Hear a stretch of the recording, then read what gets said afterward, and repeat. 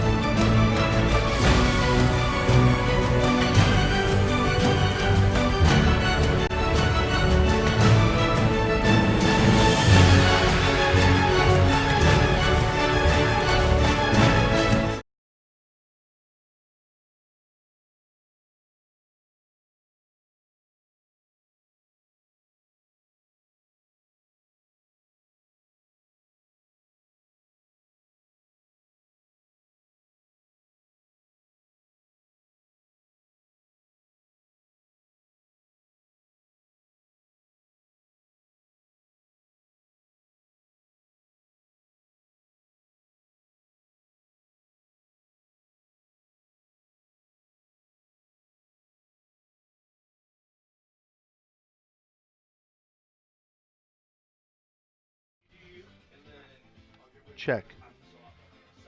All right, we good.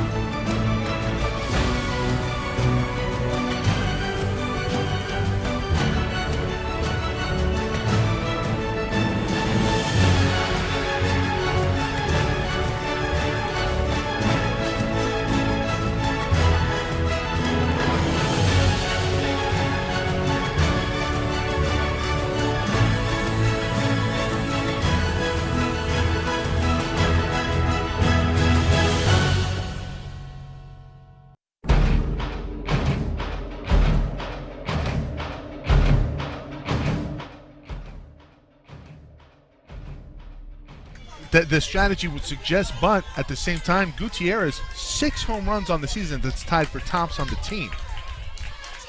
Nope. You bunt. You don't play for the home run. Are you kidding me? You're playing for the home run. Just 6 on the year. The situation calls for a 3-run home run. Yes. Well, of course it does. I would hit a home run signal if I was the coach right now. They should run that play. No, I would bunt. But that's. Swinging away. Oh. Gets Just away. trickles away. Well, now you don't, Miller, now you don't second have and to third, worry you about don't the need the bunt. Yep. I wonder if Miller maybe a little bit crossed Now up on that one. That was really right over the plate, and Miller just got a little handcuffed and Right, squirts away. and it may have been like a inside pitch and it came outside and she was unexpecting it. Yeah. Sometimes the catcher looks bad because the pitcher missed their spot, but that was one of those deals where she needs to catch that. 1-0 Gutierrez, my launch goodness. pad to She left, knows it! right on cue. You are the man. I will take credit for that. Vicky Gutierrez, a 3-run bomb, 5-4. The Mounties shoot out past the Comets here in the bottom of the 6th. Unbelievable.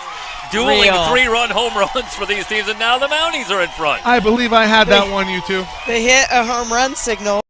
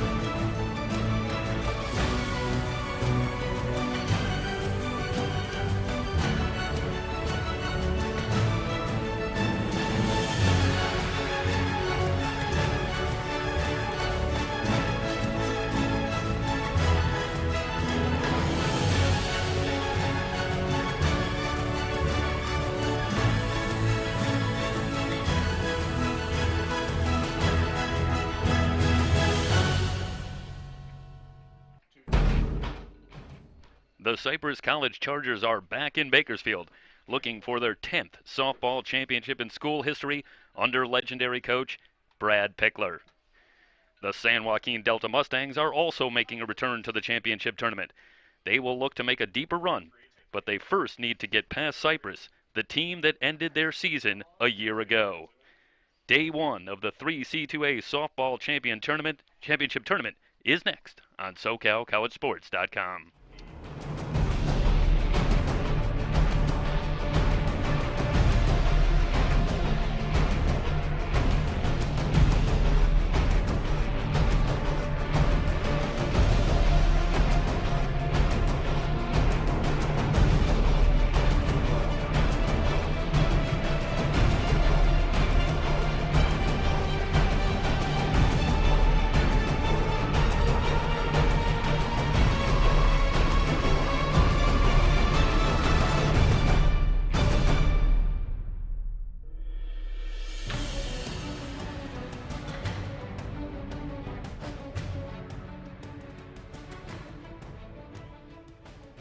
Be sure to spread the word, everybody. www.socalcollegesports.com, streaming live throughout the weekend. First matchup of Day 1, San Joaquin Delta and Cypress College coming up.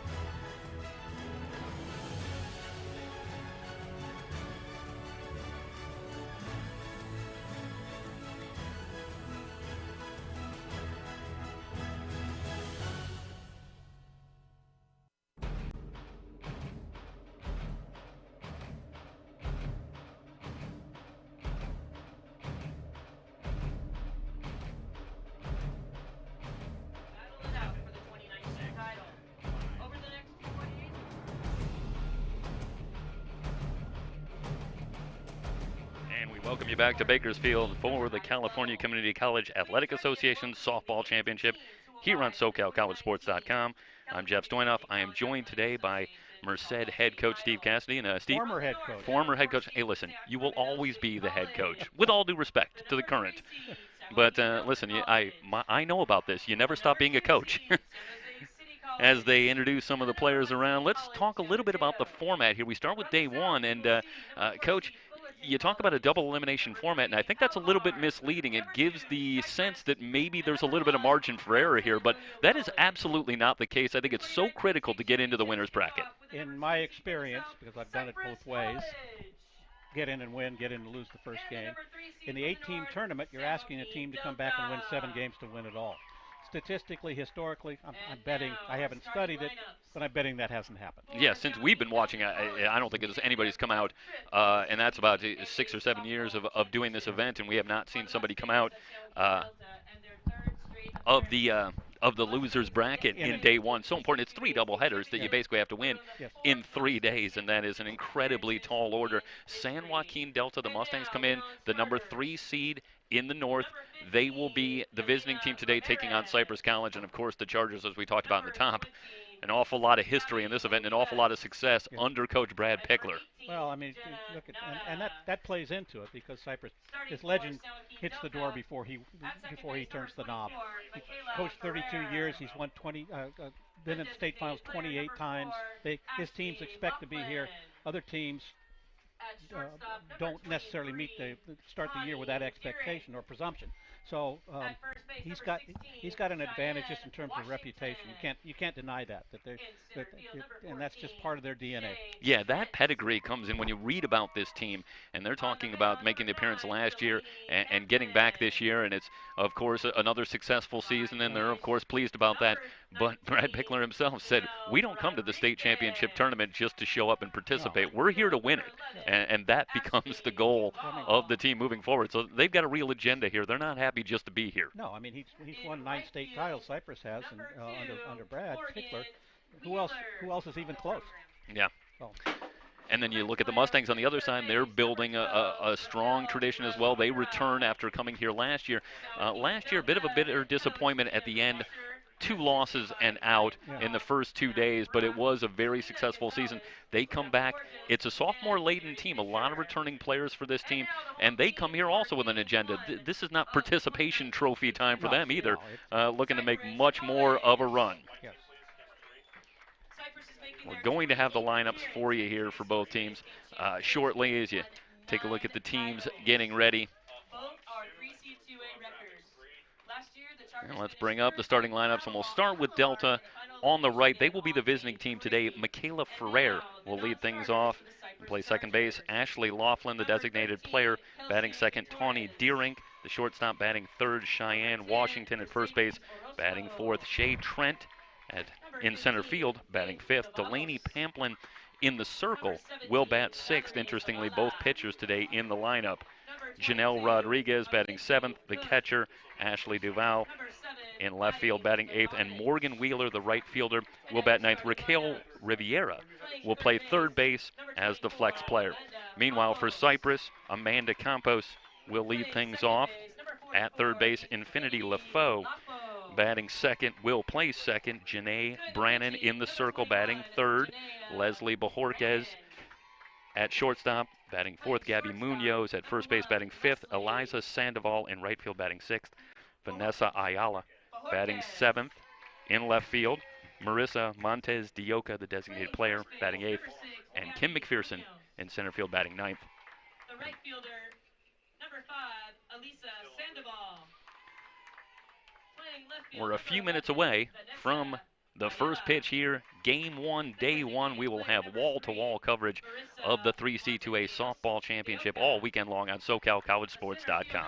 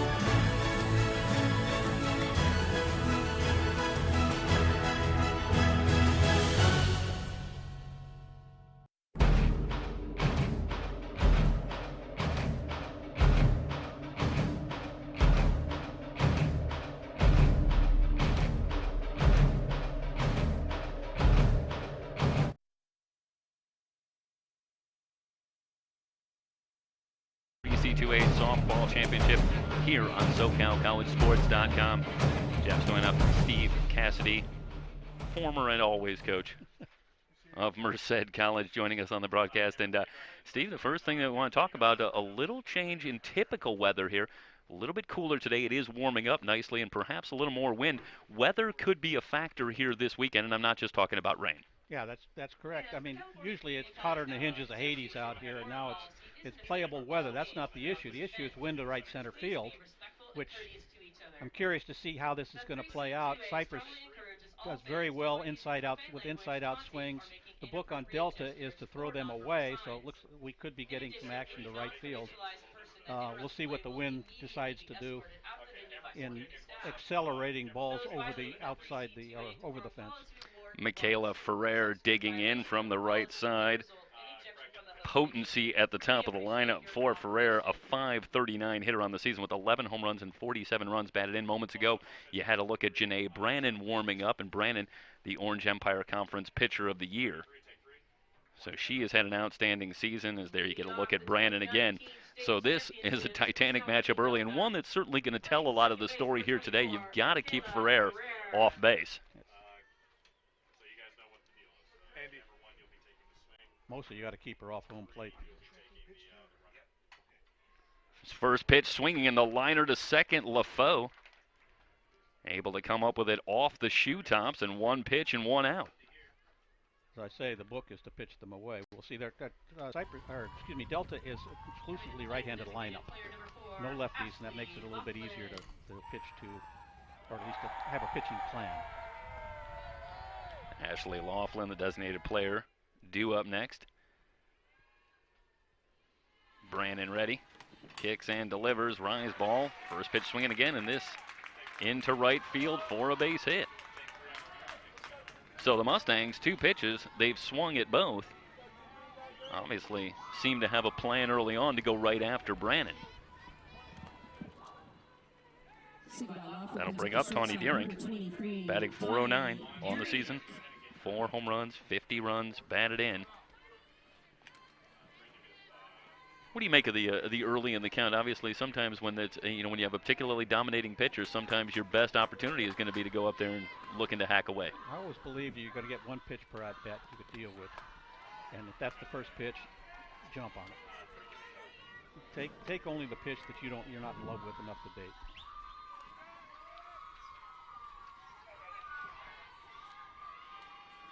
Laughlin, a couple of stolen bases on the season. Pop fly on the right side, backing up. It's LaFoe to make the catch. 2 down. Laughlin at first, and Washington coming to the plate.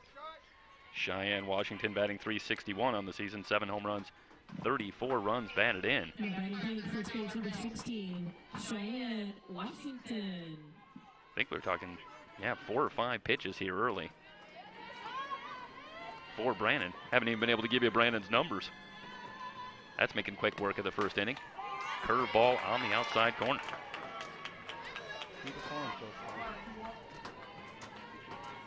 Vanessa Ayala in left field, Kim McPherson in center, Eliza Sandoval in right. They play deep for Washington, and straight away. Hard line drive into center, a base hit. Washington with a 2-out single, 2 on now for Shea Trent.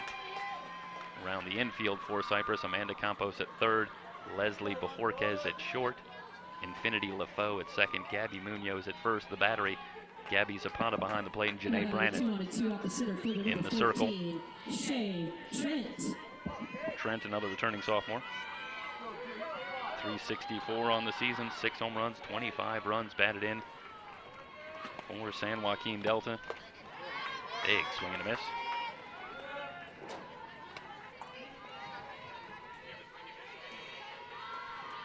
Delta 36-6 on the season. They come here after defeating Monterey Peninsula in 3 games in the Super Regionals. They lost game 1, but came back to sweep the doubleheader on May 11th and punch their ticket to Bakersfield. The Mustangs, a young team last year, Coach, and they got off to a rocky start, 2-7, but managed to turn it around and get all the way to the championship tournament before falling on day 2 as that one's inside. 1 ball and 1 strike. And this season, more veteran team, and how does that manifest itself? How about a 9-0 start this time? We get off to the much faster start and cruise. If you're doing it right, that second year is amazing elevation. Curveball outside. 3 balls and a strike. On Trent, Delaney Pamplin, the pitcher, would be next if Trent can keep it alive. Both these teams lost on day 1 last year. And the Mustangs were 2 and out. Cypress, meanwhile, made it all the way to day 3, but eventually fell to Palomar. Rise ball and a swing and a miss for Trent. Full count now.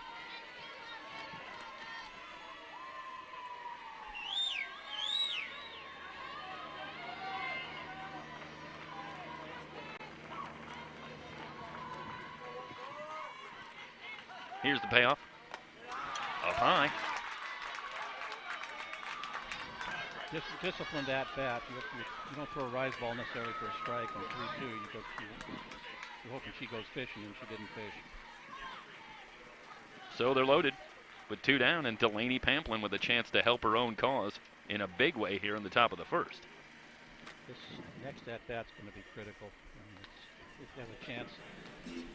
Cypress gets out of it. They've dodged the bullet. Gets energized. If Delta scores some runs, the momentum should be Brannon, a 19-game winner on the season, 19-6, making for 26 starts, her 37th appearance overall, in 177 innings pitched. Allowed 146 hits, walked 35, struck out 124. The ERA on the season 2.06. Coach Pickler again is ready if somebody throws him the ball.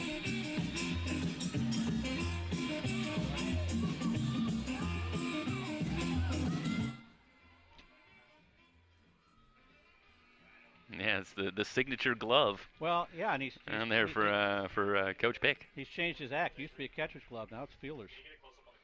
He's changed positions. Well, he's getting more versatile. Well, you don't often see that. You get a little bit older, and you get more versatile. He's turned utility. He knows what his team needs. First pitch to Pamplin, curveball again, tails outside.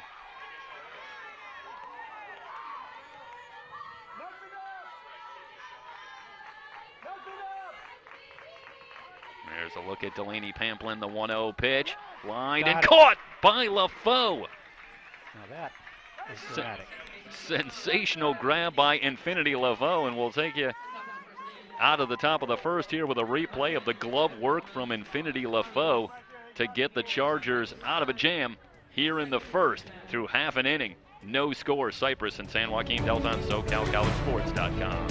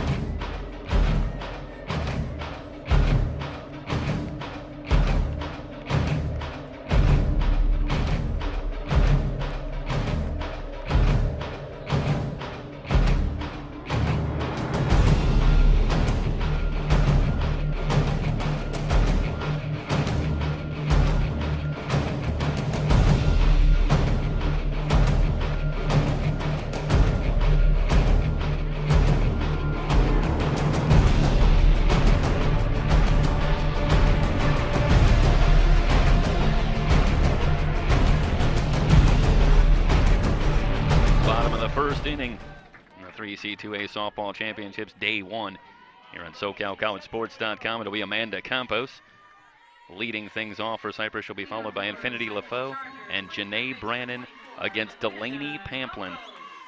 In the circle for San Joaquin Delta, and Pamplin, an outstanding season. 27 wins against just 5 losses with an ERA of 1.33, but she will have a stern challenge here. Fastball in for a strike to Campos, facing this Charger lineup. Campos comes in batting .342. No home runs, 31 runs batted in. Pamplin rocks and fires on the ground to the right side and through for a base hit. Ferrer tried to backhand that one, but it slips through into center field, and Campos is aboard for the Chargers here in the bottom of the first. Second baseman, number 44, Infinity LaFoe. Looked on that one, Coach, like Ferrer couldn't really decide whether to charge that ball, maybe back it up, and it ends up getting through. He actually approached it high. I mean, you're not going to get any bounces in this ground, so you need to travel with the glove on the ground. LaFoe looked to lay one down, but takes the pitch for a strike. No balls and a strike. She wouldn't have gotten her anyway.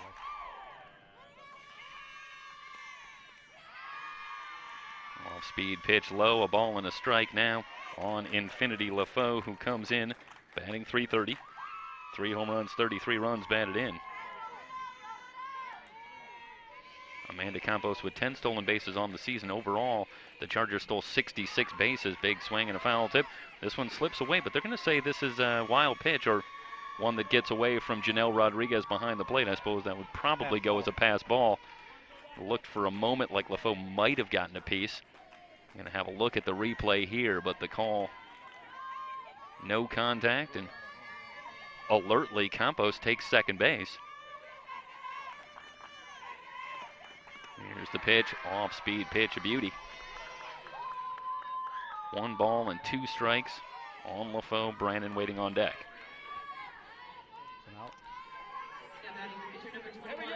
Oh, excuse me, it was 1 and 2, so that is strike 3 on LaFoe. So LaFoe down on strikes. Campos remains at second, and that'll bring up Brannon. Brannon skies this one on the left side.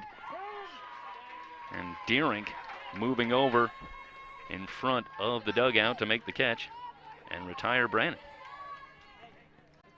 Get a good look at the delivery of Pamplin, and Brannon retired. And that'll bring up Bajorquez.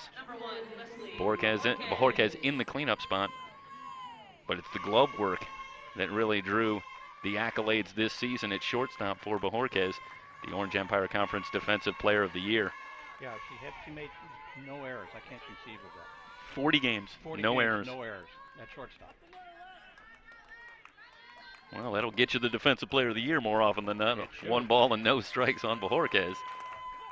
Chopped, just foul. If it doesn't, I'd call for a revote.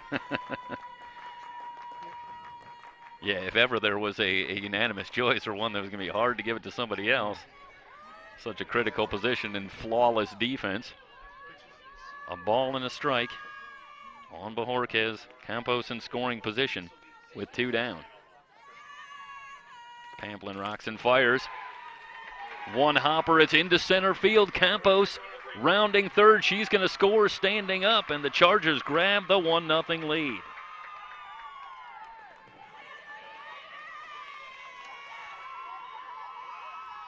That's the replay here, and this is off the glove of Deering. And she lays out, but can't keep that one on the infield, and that gives Campos all the time she needs to round third, scores easily, and the Chargers grab the 1-0 lead.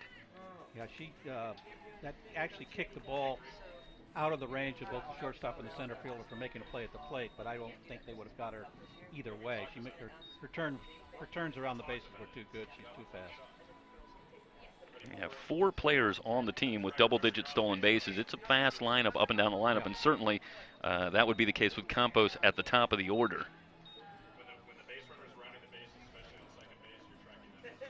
So now it's Jim Fisher who will huddle up here and talk to his team. The score 1-0. Bajorquez did hold it first, so she's there with 2 down, and Munoz will be the batter. First base number 6, Gabby Munoz.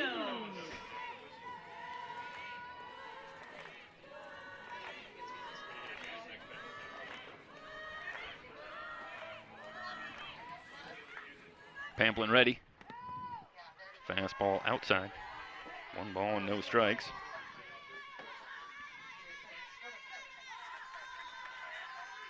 Munoz batting .350.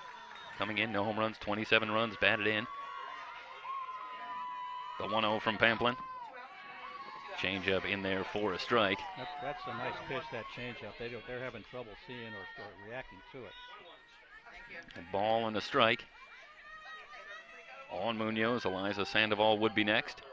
If Munoz can keep it alive, curveball inside, 2 balls and a strike. It's a good steal count. If Coach Pickler is inclined to call it, this would be the count. 2 outs. They're in at the corners for Munoz. Fouls that one back to the screen.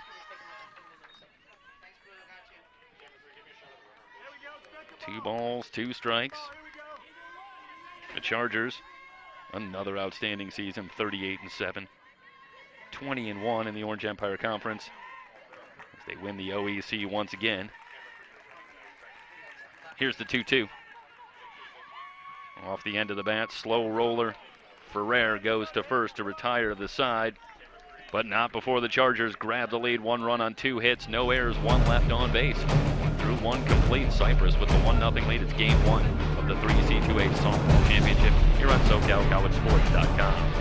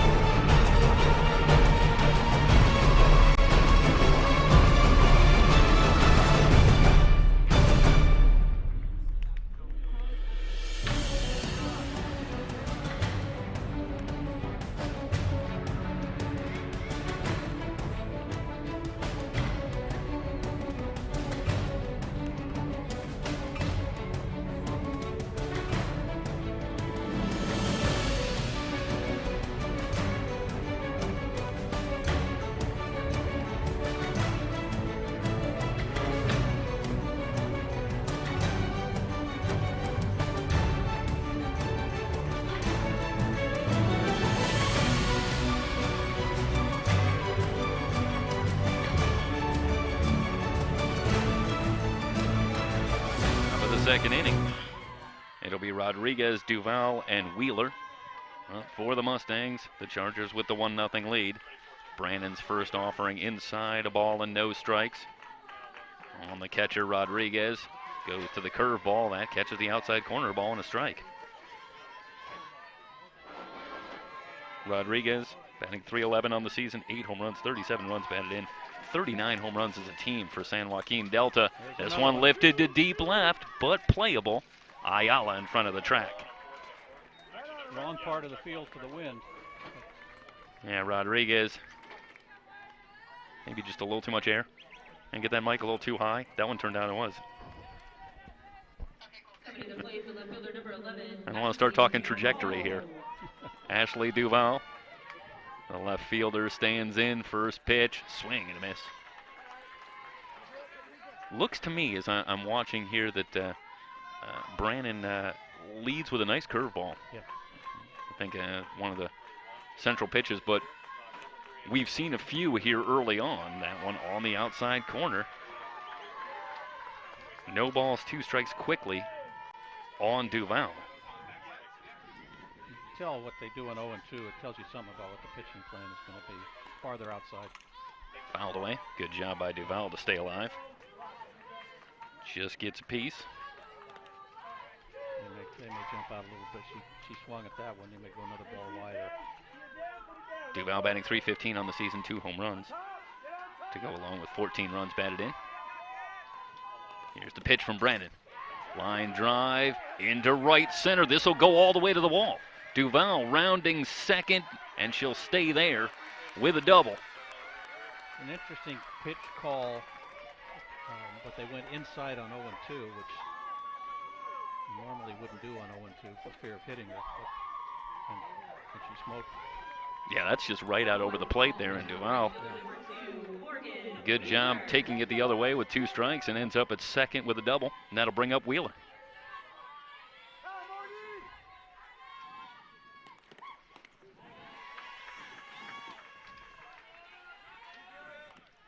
Looked like Wheeler thought about a bunt. No balls and a strike, the count on Wheeler, the right fielder.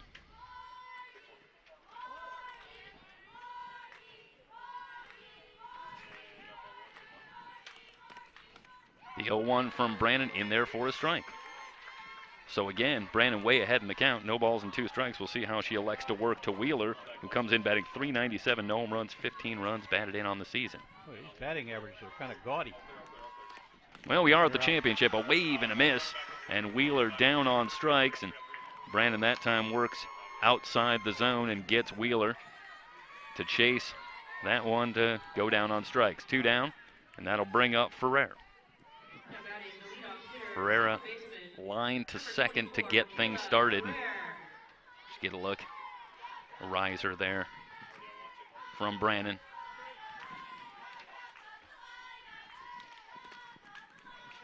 Ferrer, .539 on the season. She's batting .500 in the postseason, and her average has gone down. You don't see that too often. 1 ball and no strikes the count. Brandon working inside, 2 balls, no strikes. Dangerous place to put it for that stance. So Duval at second with 2 down. And Ferrer ahead in the count now, 2 balls and no strikes. And I think this is a situation where with first base open, Coach, you certainly don't want to give Ferrer with an average of .539 coming in anything around the plate to look at. Take your chances perhaps with Ashley Laughlin, the designated player, waiting on deck. Well, nobody else has the batting average of Farrar, so anybody else is a better option.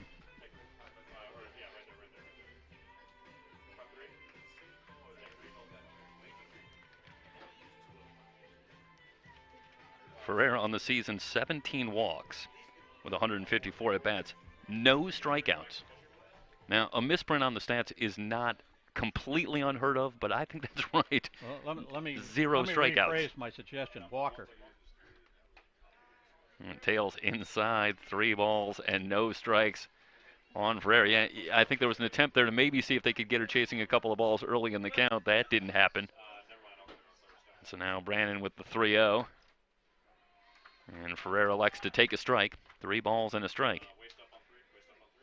See if Ferrer here perhaps has the green light if she gets one that she likes. Oh, absolutely. She'd have the green light no matter what. 3-1 pitch. Inside.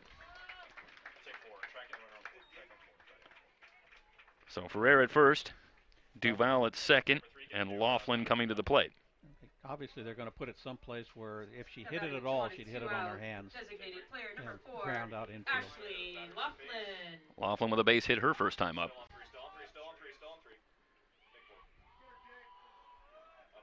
Brandon into the wind, inside. Well, she loaded the bases in the top of the first, and now the Mustangs have 2 more on base here in the second. If you notice, every one of their batters has the same stance, which means... Off-speed pitch, cued on the right side, LaFaux. Able to scoop it up and go to first to retire the side. 5 runners left on base in the first 2 innings for the Mustangs. A couple of missed opportunities. We head to the bottom of the second. 1-0 Cypress. It's the 3C2A Softball Championship here on SoCalCollegeSports.com.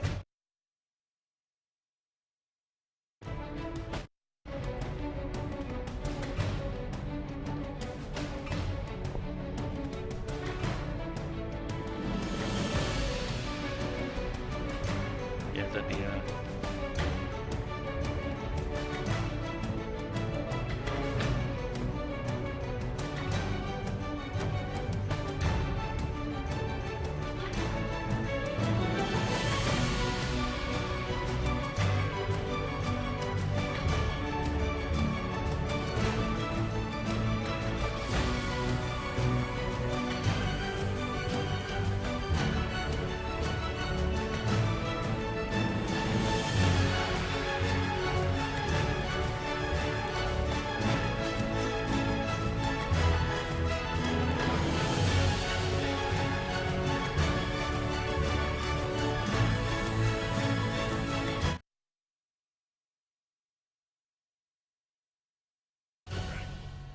Sandoval Ayala and Montez Dioca due up for the Chargers here in the bottom of the second against Delaney Pamplin.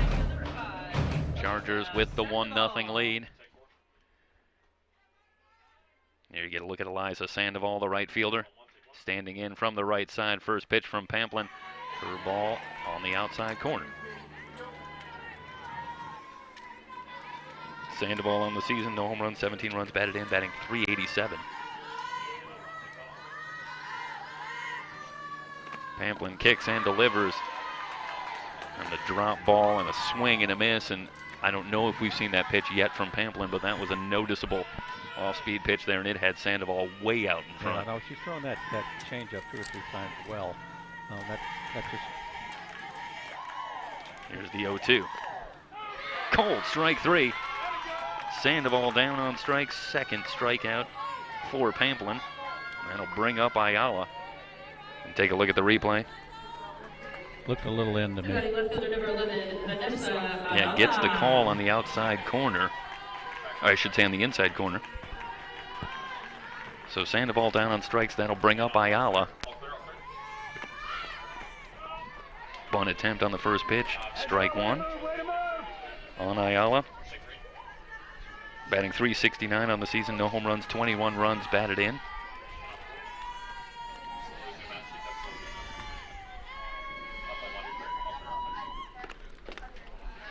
Fastball inside, a ball and a strike on Ayala.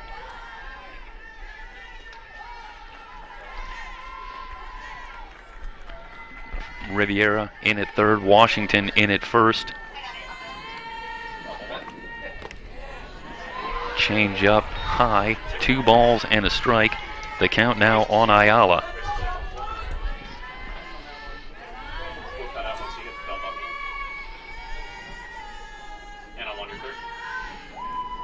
Pamplin's 2-1. Fouled off. Yeah, Pamplin's doing a good job changing speeds. Cypress is off balance. Somebody asked her to play on their team, so she's like, okay. It's loud. Well, she was on this day 2, so she would have been here to make sure that Casey had everything she needed and everything got set up. Here's the 2-2. Chop to Riviera. She'll go to first to retire Ayala. 2 up, 2 down on in the second, and Montez Dioca, the designated player, coming up for Cypress. Well, not a big surprise that these pitchers might settle down here as this game goes on. Both have had dominating campaigns. And you see Pamplin now has retired 3 straight after the RBI single by Bajorquez, which accounts for the only scoring so far. No balls and a strike on Montez Dioca. Kim McPherson would be next if Montez Dioca can keep it alive here in the bottom of the second. Curve ball. Rodriguez tries to frame it but doesn't get the call. A ball and a strike.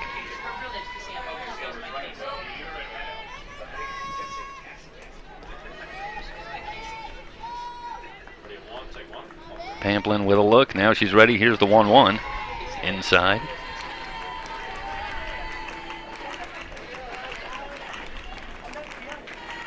The winner of this game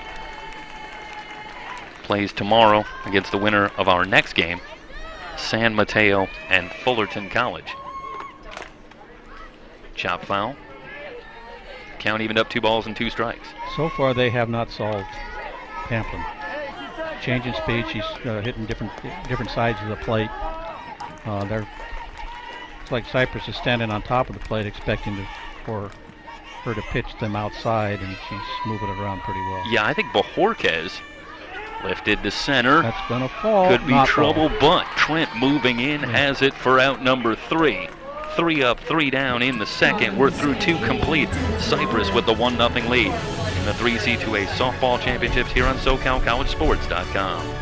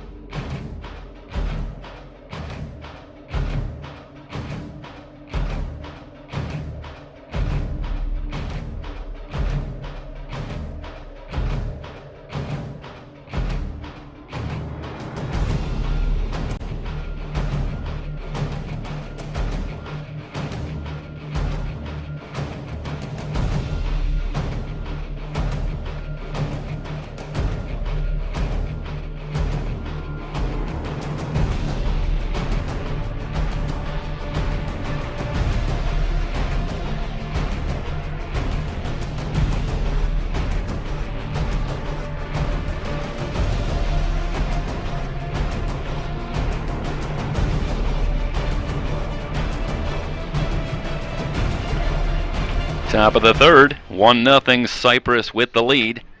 Here in Game 1, Cypress and San Joaquin Delta. It's the 3C2A Softball Championship. Day 1 here on SoCalCollegeSports.com. It'll be the heart of the order due up for the Mustangs. Deering, Washington, and Trent, 3, 4, and 5 against Janae Brannon, the Orange Empire Conference Pitcher of the Year. Has been given a 1-0 lead. First offering in there for a strike. And Coach, you said something provocative at the top of last inning talking about San Joaquin Delta. Yeah, well, that's what we brought you here for. Talking a little bit about a similarity in stance. Yeah, the fly ball shallow left. Yeah, and it's Bajorquez who will call everybody off to make the catch. Yeah, wide open left foot, and sometimes planted on the chalk line of the box. And it looks like it's a single theory of stance. Can't argue with their numbers. They're hitting more home runs and higher averages than anybody else. But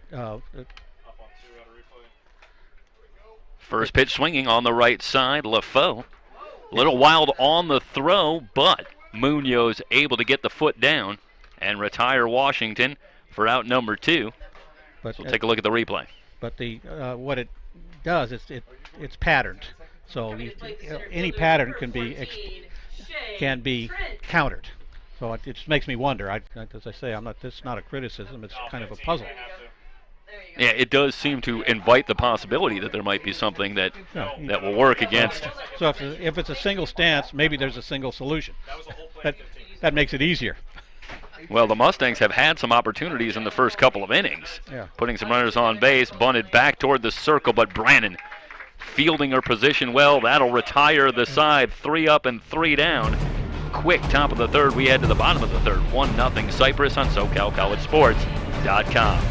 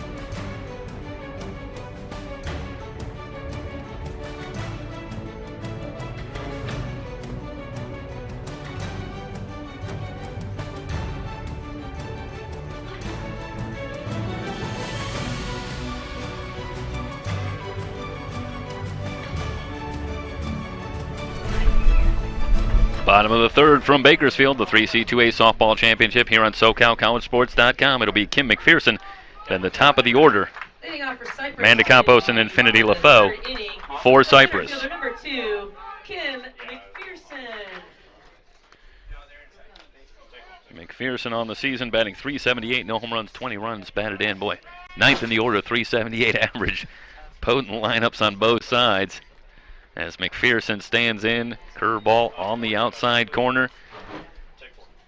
Kent Jacobson behind the plate, calling the balls and strikes. Doug Trout at first, Frank Bispo, the third base umpire, here today. And it looks like a pretty generous strike zone for Kent Jacobson so far through 2.5. Ground ball to short. Deering charges over to first to retire McPherson. Well, generous which way? It looks like a lot of strikes being called to me, but... Now batting the leadoff hitter, playing third base, number 24, Amanda. So that'll bring up Campos, singled and scored in the first. Cypress also faced their own mortality here in the postseason in the regionals, losing Game 1 to Southwestern back on May 3rd, but they came back to sweep the doubleheader on May 4th, including a 2-1 win in Game 3, and that would have been a massive upset in the South bracket, but the Chargers make it through and then had a big weekend last weekend in the Super Regionals against Riverside, 9-0, 9-1.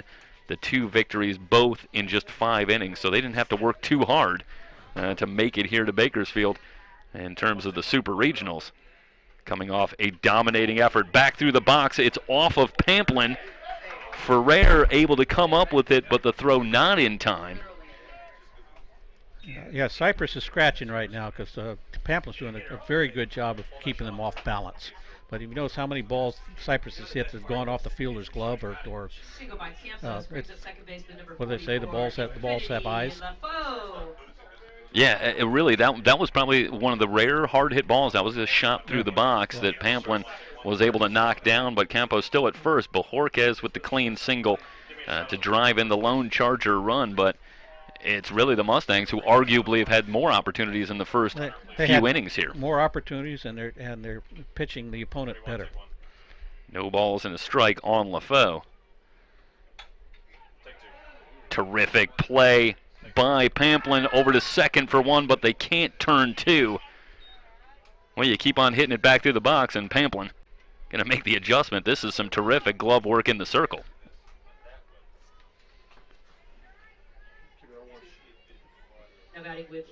Watch the replay here for LaFoe. And it's a good throw to second, but Deering just not able to make the relay in time to get LaFoe getting down the line.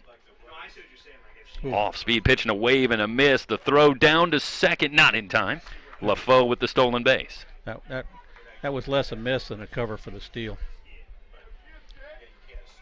So LaFoe in scoring position with two down, and Brannon with a chance to help herself at the plate. The 0-1 pitch. Curveball outside.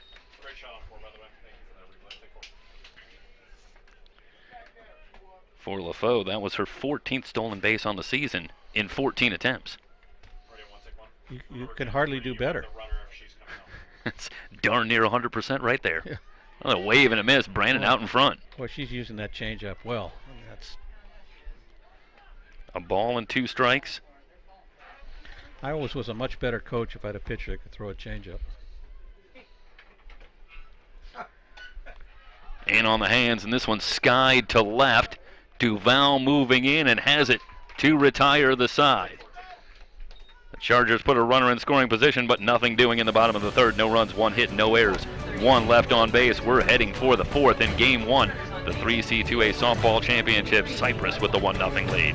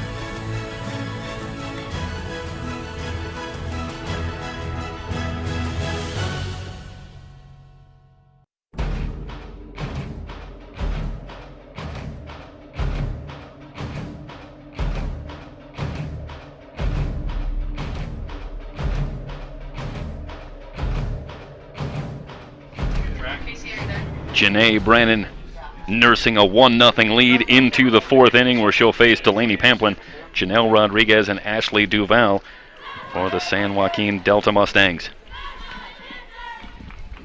Brannon's last inning was her best so far, so we'll see if she's settling in. Yeah, 4 in a row retired now for Brannon after stranding 5 runners in the first 2 innings, and now she'll work to her opposite number here. Delaney Pamplin, first pitch, swing and a miss. No balls and a strike on Pamplin.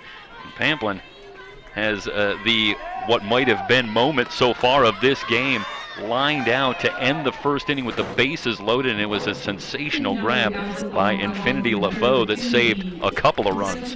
Looks like the wind's calming a little bit too, so.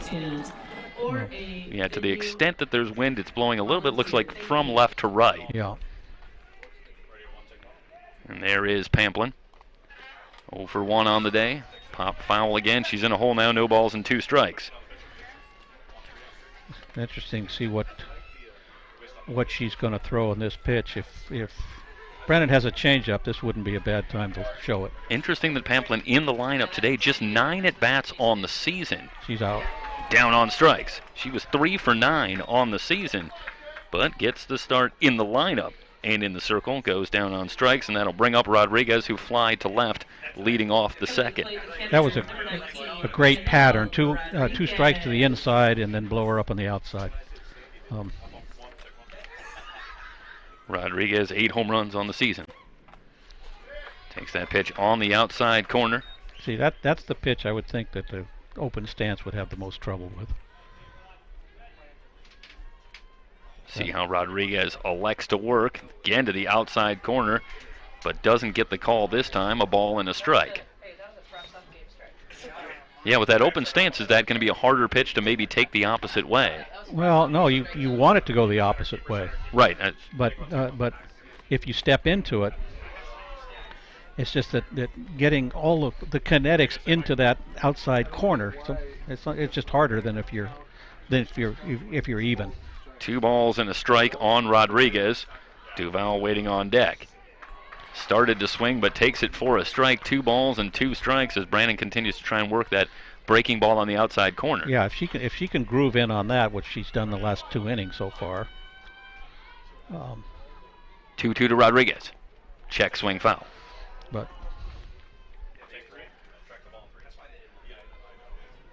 outfield playing Rodriguez straight away. Perhaps shifted around just slightly the opposite way.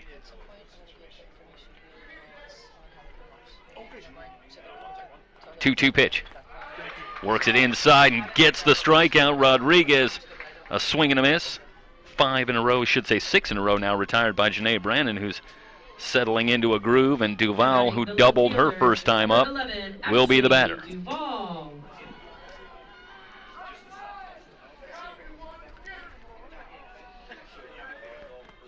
Duval, first pitch swinging and fouls it away. Came in batting .315. Well, it was a good piece of hitting, I think, down in the count for Duval. 2 strikes on her. And took one into right center for a double. Here's the 0-1 pitch. Popped up on the right side. And it's Sandoval under it for the out to retire the side. Brandon starting to cruise. We head to the bottom of the 4th. Cypress with the 1-0 lead on SoCalCollegeSports.com.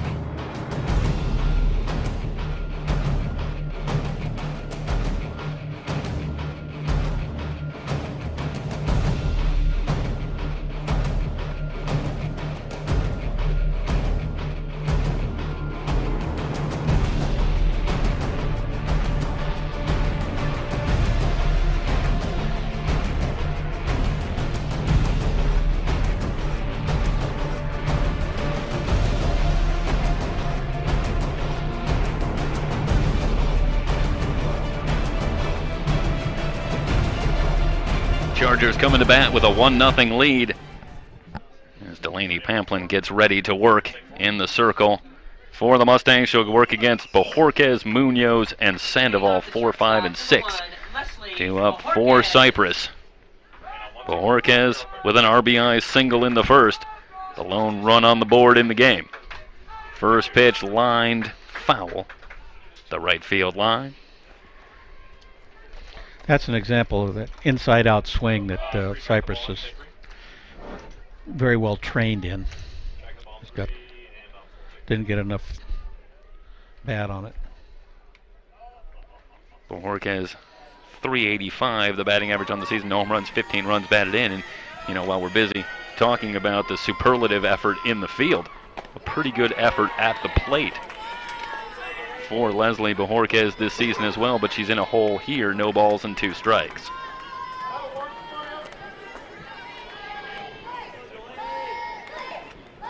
Pamplin has one she likes, kicks and delivers.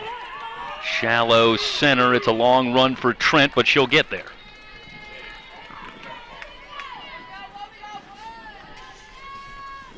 Nice job by Shea Trent, showing some range in center field. And both these teams so solid defensively. Yes. Behind very good pitching, and those two so obviously play off each other. Yeah, you're not gonna get this far making a lot of errors as a team. Right There back we go. through the box off of Pamplin again. Ferrer with the long throw, gets her at first. Well, Munoz was hustling down the line, but Ferrer with enough on the throw. Yeah, Pamplin didn't slow it down enough. Maybe need to get a bigger piece of that if you're Cypress, but Yeah. gets to Ferrer, and there you see Ferrer really flashing the good arm in back of second base to get Munoz 2 down, and Sandoval will be the batter. First pitch swinging, hard ground ball, trouble for Deerink, and she'll have to eat that one and take the error. Yeah, what were we just saying about errors? All right, well, I've got an ability to put the jinx on it. Zapato backed me up on that one. Well, every team needs one. Well, and you wonder about this. Obviously, these are teams not used to these conditions. This isn't the home game for any of these teams. So you do sometimes see that both here and in baseball as well when teams come to a neutral place, getting used to how the field performs. And Deering there with some trouble on a hard hit ball by Sandoval ends up with the error. Along those lines, of the 28 years that Cypress has been in the playoffs under Coach Pickler, he had to travel in the regionals once. Everything else was at home. And that one time he got a heart attack. Recovered, obviously. Right. but you talk about you might have some problems if you're on a neutral field. So Coach Jim Fisher wants to talk about his team, and I don't want to put you on the spot here, but it's a runner at first with 2 down now, and what's Jim Fisher want to talk about here? If they're going to steal. Concern themselves with Sandoval. Does have 1 stolen base on the season in 2 attempts, but obviously with Coach Pickler, I think you never really take anything off the table. No, and they may want to pitch out or stay away from the changeup or something that they would prefer to throw her out at second base then. Ayala grounded to third her first time up, change up outside. Well. So a ball and no strikes, and this is always, I think, a challenge for a pitcher as well. When you've had an error behind you, you got to refocus. And Pamplin had been in a nice groove. Yes. Maybe thought she was getting out of that inning, but still working now. But it's not as bad as baseball because there's no stretched wind-up adjustment to make. You're still throwing. A ball. Excuse me, sorry. Shouldn't degroove something like that shouldn't degroove the pitcher. 2 balls and a strike on Ayala. Infield in at the corners. Tries the off-speed pitch outside. 3 balls and a strike. Marissa Montez Dioca, the designated player, would be next.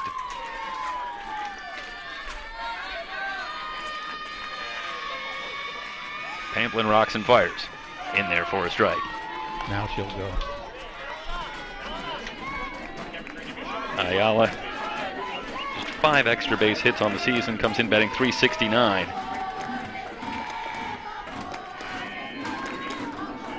Well, largely been more of a singles hitter so far on the season. Changeup called, strike 3. Ayala down on strikes. Pamplin and the Mustangs out of the inning. No runs, no hits, 1 error, 1 left on base. Through 4 complete. Cypress with the 1-0 lead. It's game 1 of the 3-day softball championship here on SoCalCollegeSports.com.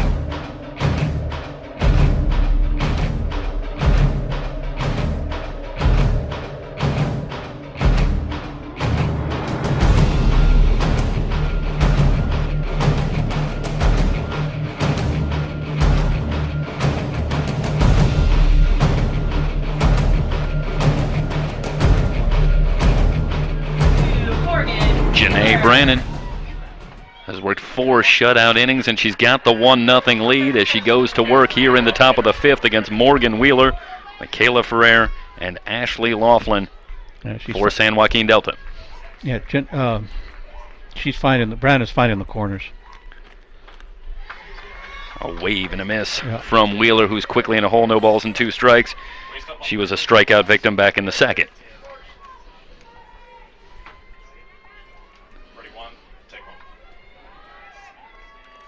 Here's the 0-2 from Brandon, tries the rise ball. And Wheeler lays off, a ball and 2 strikes. 7 in a row retired now for Janae Brannon. Got herself in a jam in each of the first 2 innings, but worked out of it. A base hit for Wheeler back up the middle. A good piece of 2-strike hitting from Morgan Wheeler. It's kind of a nothing pitch. It wasn't a change-up, and didn't have much location. Again, a little bit up in the zone, and Wheeler takes it right back up the middle, and that'll bring up Ferrer 0 for 1 with a walk. And, boy, that's so critical to get Wheeler out there. Now you got the plus 500 hitting Ferrer coming to the plate with a runner on base. And that breaks the run for Brannon. Ferrer lines this one into right center. It's going to be extra bases. They're not going to score. Wheeler rounding second. She'll end up at third, and Ferrer, for her part, does have to hold up at first. That's a great job by McPherson on a ball that hits the wall on the fly. McPherson able to get it in, keep Wheeler at third and Ferrer at first, but runners at the corners with nobody out, and a great opportunity here for San Joaquin Delta. Yeah, and then this is when the defensive coach says we got him where we want him. Way to track, too. So that'll bring up Laughlin, who's 1 for 2, singled and grounded to second. So they will huddle up here and talk to Janae Brannon. And obviously, Brannon, you wouldn't think that fatigue is going to be any kind of an issue here. Just want to see maybe they can get on the same page. Unless you can get tired of pitching to people with high batting averages. Well, she's had a couple of decent stretches, but it hasn't been a lot of fun so far, I think, for Janae Brannon. No, there's a lot of stress situations. 5 left on base through the first 4 innings.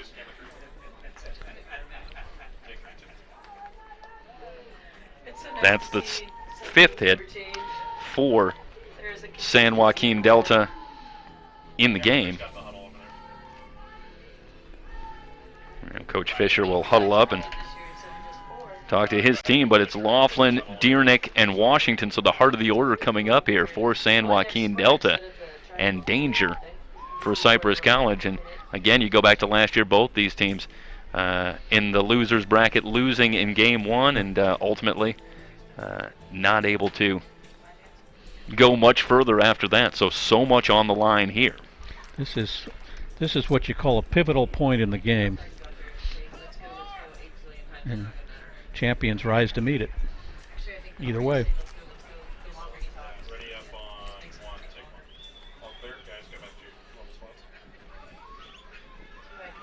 So Brandon's ready. And Laughlin will stand in.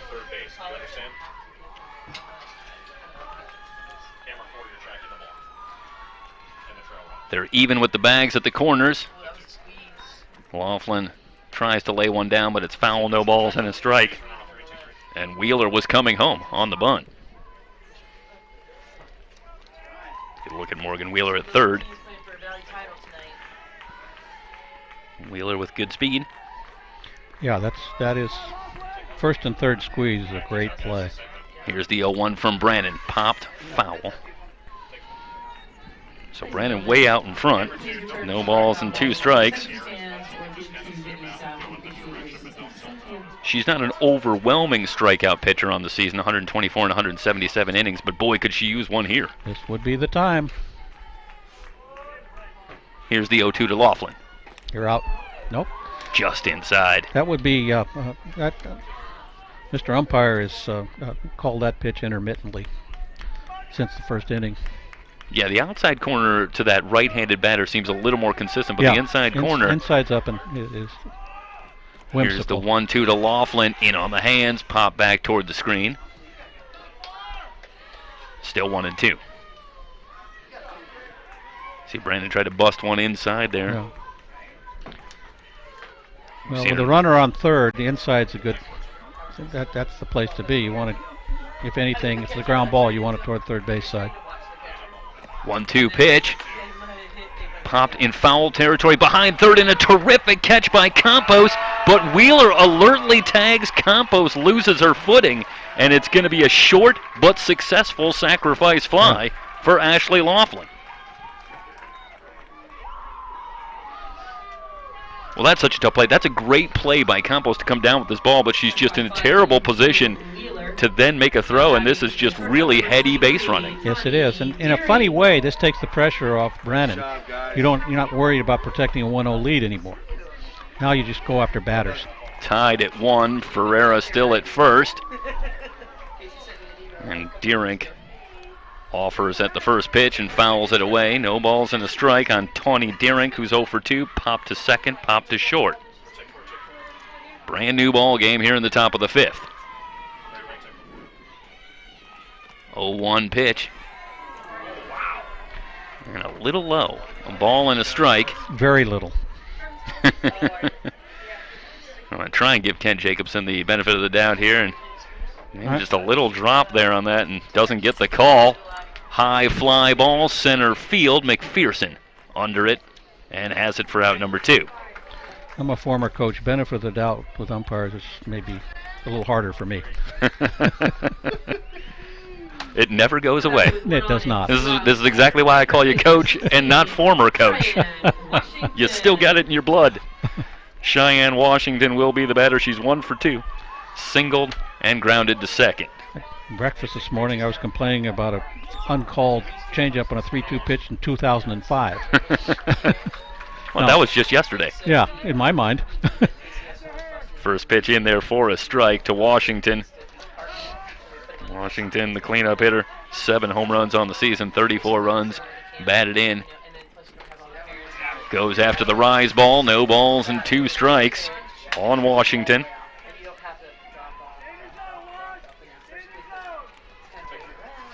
Ferrer still at first base, 8 steals and 9 attempts on the season.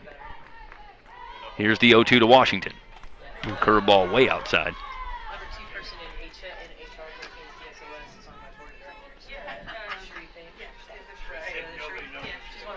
Well, Brandon should be really well rested. As I said, only 10 innings of work for the Chargers as a team in the Super Regionals. A pair of victories inside regulation against Riverside. Back to the screen. So the Chargers as a team have played 10 innings in 13 days. Yeah, fatigue is not, and especially with the weather, this is ideal conditions for maintaining your energy levels. Wind picking up, now blowing out to right center. Here's the 1-2, swing and a miss. Washington down on strikes, but the Mustangs push one across, 1 run on 2 hits, no errors, 1 left on base. We're heading to the bottom of the 5th in a brand new ball game. San Joaquin Delta and Cypress tied at 1 on SoCalCollegeSports.com.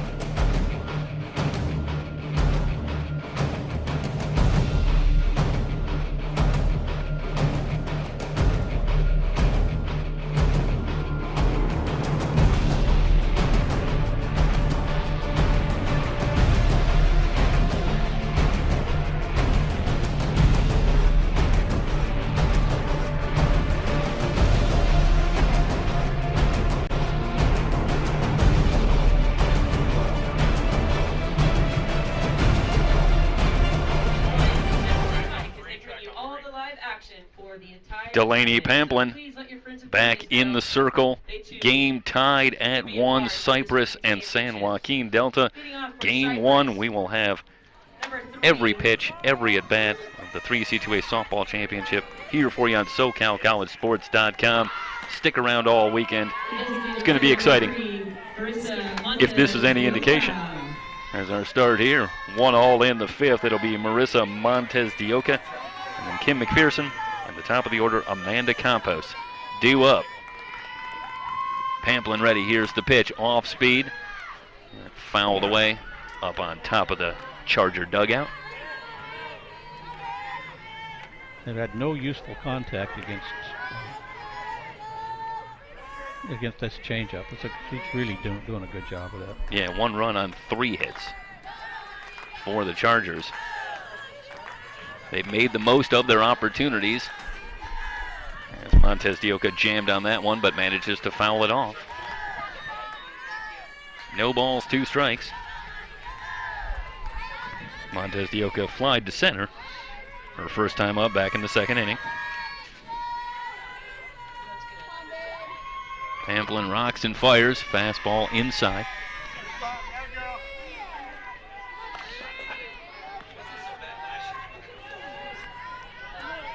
Marissa Montez de Oca batting .225 on the season. No home runs, 15 runs batted in.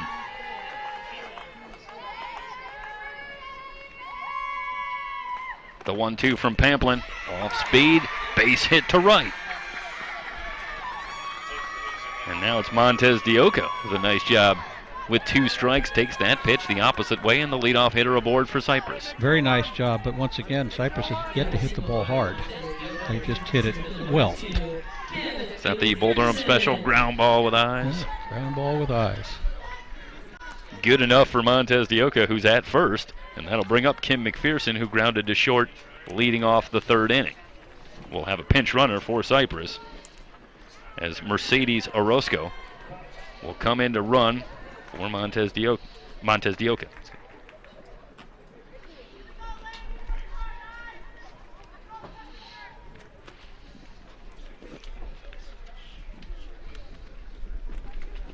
Orozco, in limited time, does have 3 stolen bases in 3 attempts.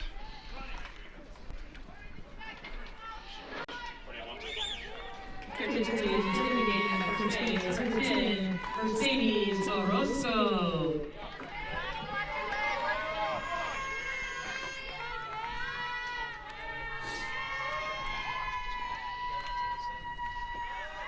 Here's the first pitch to McPherson outside. Ball and no strikes. And again, Riviera at third, Washington at first. Well inside the bags. And you have to imagine here that they're going to try and move Orozco into scoring position with 1 out, especially with the top of the order due up. The bunt and the throw down to second, and it gets by. Everybody's safe. Okay, so they are going to say that was off the plate.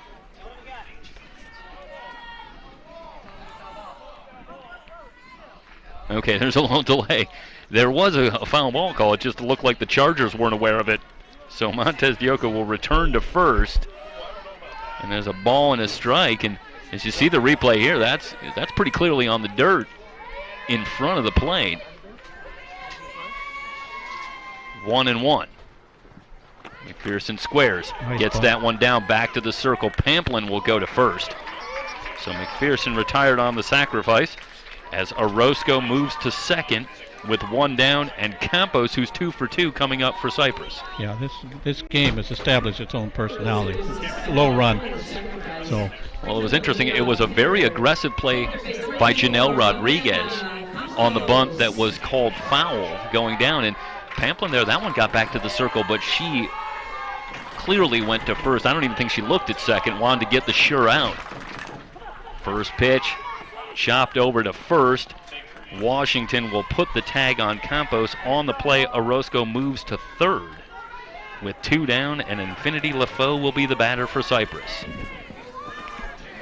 Well, this is a situation you want for Cypress, trying to get a run. I mean,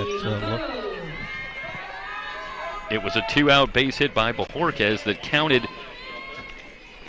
for Cypress in the first inning. And now it's LaFoe who will try and come up with another big 2-out hit here to give the Chargers the lead. No balls and a strike on LaFoe, who's 0 for 2, struck out and grounded into a fielder's choice. Get a look at LaFoe. 3:30 coming into play at the plate. 0-1 pitch from Pamplin. And again, working that inside part of the plate. Very successfully. No balls, 2 strikes on LaFoe. Trying to pick up Orozco at third with 2 down.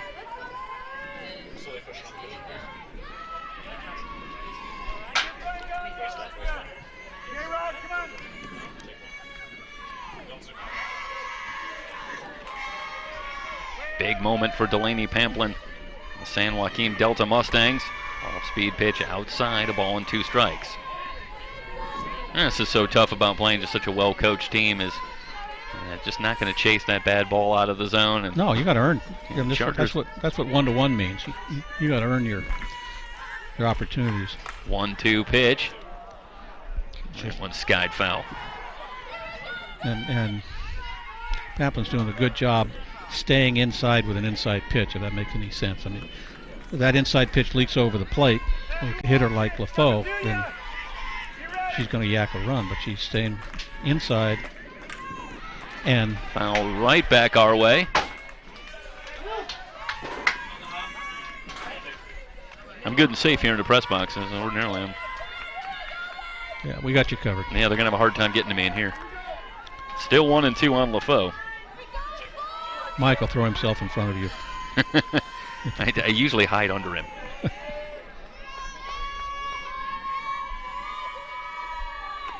Here's the pitch, ground ball to short. Deering, a double pump, got to go to first, not in time. We'll wait and see how this is called. This could go down as an error. That's an error. I mean, I don't know how it's going to be called, but it's an error.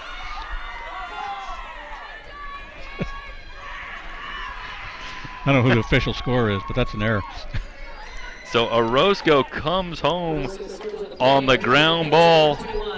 As you watch the replay here, and just a little struggle for Deering getting it out of the glove, and that's all that LaFoe needed. Getting down the line.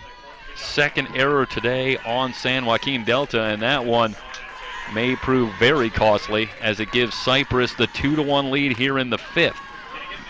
Meanwhile, if you're Pamplin, you got to go back to work here. Try and keep it right here as you work to Janae Brandon, who's 0 for 2. Yeah, this is you can't break concentration here, or it's 3-1. LaFoe at first, and out in front on that one, and Pamplin continues to make good use of the changeup.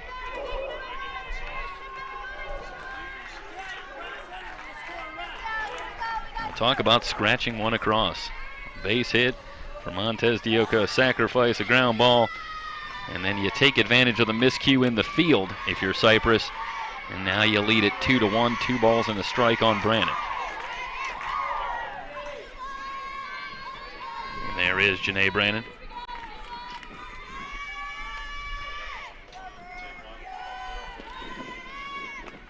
Here's the pitch, back to Deering.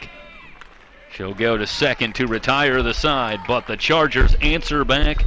A big run, 1 run on 1 hit, 1 error, 1 left on base through 5 complete. It's now Cypress leading it 2-1, game 1 of the 3C2A softball championship here on SoCalCollegeSports.com.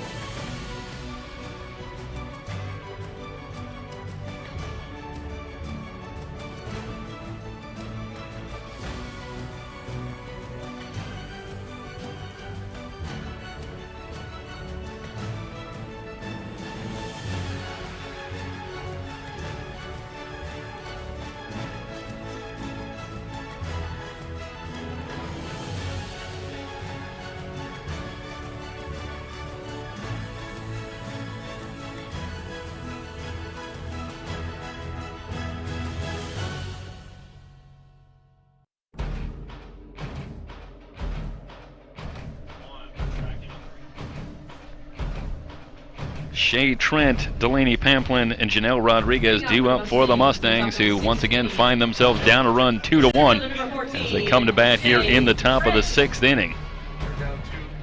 Trent 0 for 1. Retired, trying to bunt her way on her last time up. She did walk back in the 1st inning, takes the first pitch from Brandon for a strike. So Brandon will try to close it out here. 6 outs away now are the Chargers with a 2-1 lead. With 1 run, that's a long way to go. Off speed, a beauty.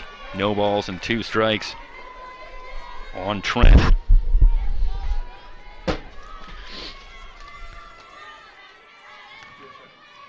Trent, 6 home runs on the season, 25 runs batted in. Came in batting .364, the rise ball high, a ball and 2 strikes. Really good job by both teams in this one. You see pitchers go into that rise ball with 2 strikes and with mixed success at best, because that one's fouled away. Yeah, the 2-strike rise ball is, you've got to have confidence that the batter's going to be fooled by it. Otherwise, you're getting yourself in a hole. Yeah. Nothing travels farther and faster than a busted rise ball. Here's the 1-2 pitch curveball way outside. 2-2 on Trent.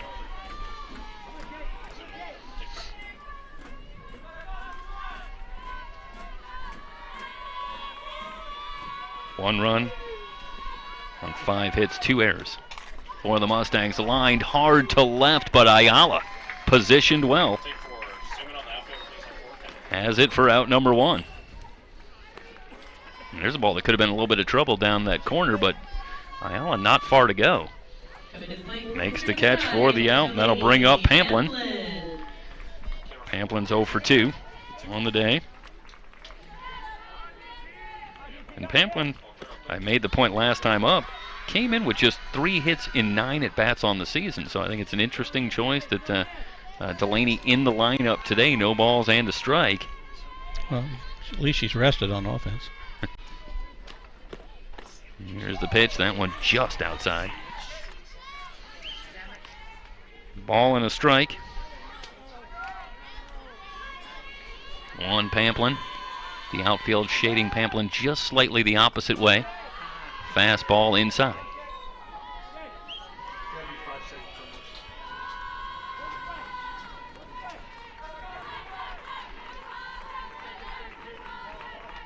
Look at Brandon, she's got the sign. Here's the 2-1 pitch, line drive, base hit to center. Well, Pamplin keeps the average going. She came in 3 for 9. Now she's 1 for 3. Stays in a pattern. So the Mustangs with another runner aboard, with 1 down here in the top of the 6th. That'll bring up Rodriguez. She's 0 for 2. Fly to left and struck out. Rodriguez with good power. 8 home runs on the season. Coming into action today. Base hit. Rodriguez with the single. Pamplin will hold up at second. 2 down. Or I should say 2 on. 1 down. And Ashley Duval coming to the plate. Wouldn't be surprised if there's a pitching change. 3rd time through the order. 2 hits in a row. Yeah, they had 2 hits last inning as they tied it up at 1. They've now got 7 in the game. Brandon had a run earlier, starting in the 2nd inning, going through the 3rd and 4th, where she retired 7 hitters in a row. But outside of that stretch, it's been a pretty consistent struggle for Janae Brandon against this Mustang lineup. Yeah, and Delta has hit the ball harder than Cypress has. You're going to see you get a shot there, Brandon. She's signaling over down the right field line. Yeah, it's a clue when one of the outfielders comes running in. And it could be Eliza Sandoval in right field, who will come in, and we'll give you the numbers on Sandoval when we come back. We're in the top of the 6th, 2-1, but the Mustangs are threatening.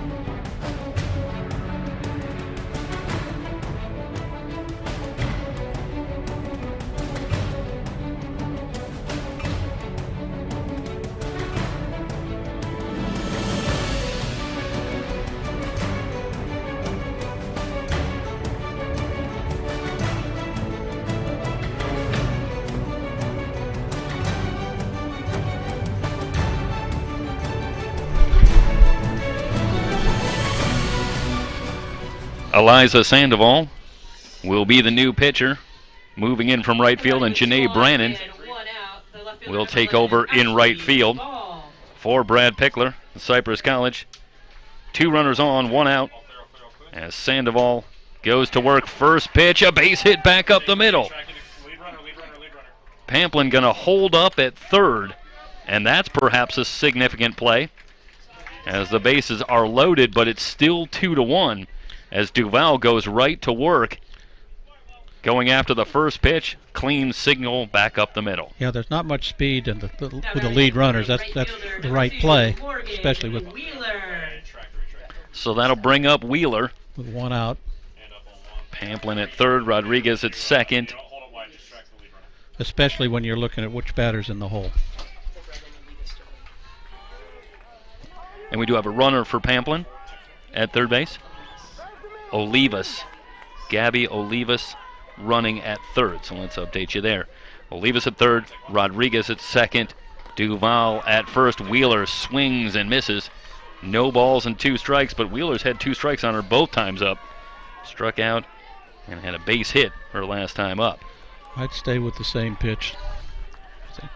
Varied it last 2 times she got a hit. Sandoval working quickly. Can't get to her numbers on the season. And one tails outside, a ball and 2 strikes. And Sandoval comes in with a record of 18-1 on the season. This is her 28th appearance overall, an ERA of 1.73 in 113 innings of work. 0-2 on Wheeler, or 1-2, fouled away. Huge moment in this one in the top of the 6th. San Joaquin Delta has left 6 runners on base through the first 5 innings. And they have the bases juiced here with 1 down. Here's the 1-2 to Wheeler. Fouled back.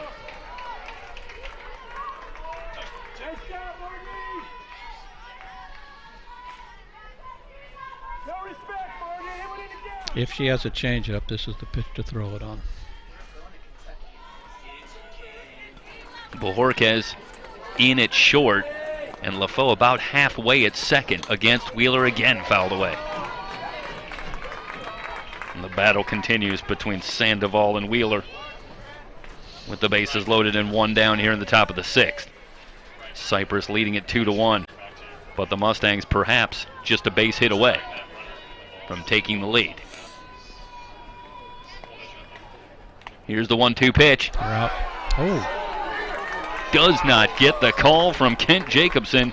A little bit outside, 2 balls and 2 strikes, and we're going to get a good look here from the center field camera. And well, they got a little bit low. Very little. 2-2 pitch. Outside. Full count now on Wheeler. Continues to battle in this at bat. 8 pitches. Number 9 coming up to Wheeler in this at bat. Here's the payoff. On the ground, cut off by Campos, comes home to get Olivas. Big players make big plays at big moments. Yeah, this is going to be a much tougher play for Bojorquez. Yes, and making that throw, going the other direction, and throwing a strike. I mean, that's championship play. And get Olivas by a significant margin. The bases remain loaded now, 2 down, and Michaela Ferrer coming to the plate. If you're the Mustangs, this is the bat you want it to play. Would you want it any other way? Right. Either team. So Sandoval with an ERA on the season under 2, but she has a tough assignment here to get out of this jam, as she will work to Michaela Ferrer, who's 1 for 2, a base hit and a walk on the afternoon. You see, that's Brannon in from right field again, talking to Sandoval. And are they going to come back and switch back?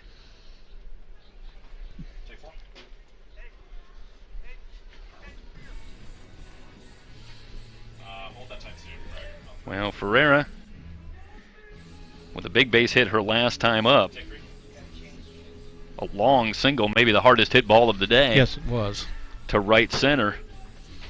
And 2 times in 3 at-bats, she's gone up there and gone after the first pitch, if memory serves. So she's been aggressive early in the count, and obviously Brad Pickler wants to talk to his team in this huge moment in this one here in the top of the 6th in a 1-run game. The Chargers trying to nurse this 1-run lead. Back to the dugout, see if they can get themselves into the winner's bracket. The 3C2A softball championship here on SoCalCollegeSports.com. So Sandoval will continue to work.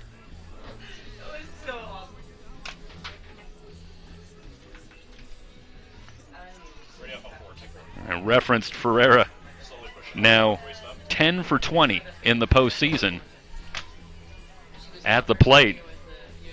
And that means that the average has dipped. Yeah, just a little bit below 539 on the season. She's quite clearly in a slump. Now batting the leadoff hitter, second baseman number 24, Michaela Ferrer. So Rodriguez at third, Duval at second, now Wheeler at first. Sandoval ready. First pitch on the outside corner. Paints the black. No balls and a strike on Ferrer.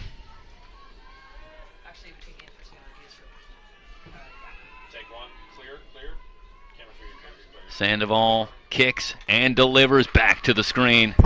No balls and 2 strikes, and Ferrer on the season with 18 walks and, count them, 0 strikeouts on the season, but she's in a hole here against Sandoval. Sandoval, for her part, 97 strikeouts in 113 innings. So she has excellent stuff, and boy, Ferrer just gets a piece there, and on that curveball, I think Ferrer might have been a little bit fooled. Ferrer is anxious.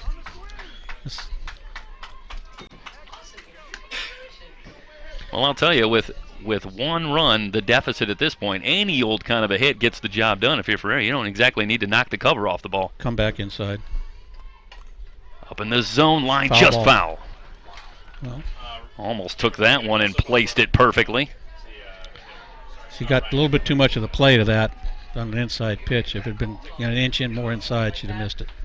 Yeah, that was well up in the zone, but Yeah. Ferrer at this point, I think, in protect the plate mode, and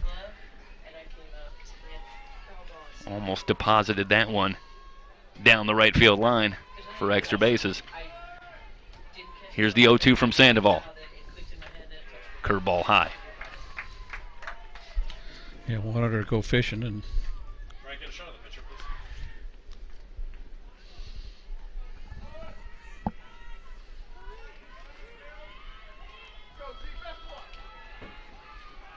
One and two. Here's the pitch. ooh, Off speed, a little bit low. 2 balls and 2 strikes, and I don't know if that was just the great eye of Ferrer there, or if she was just frozen on that one. It looked like she was fooled, but are you saying it's a ball. The great eye of the umpire? 2 balls and 2 strikes. Here's the pitch. Line drive, base hit. Tie game, maybe more than going to wave the runner around, and the Mustangs have the 3-2 lead. Michaela Ferrer comes up huge again.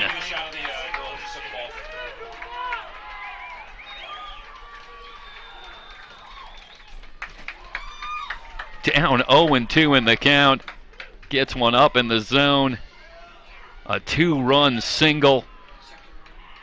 And back and forth we go now. The Mustangs with a 3-2 lead here in the top of the 6th.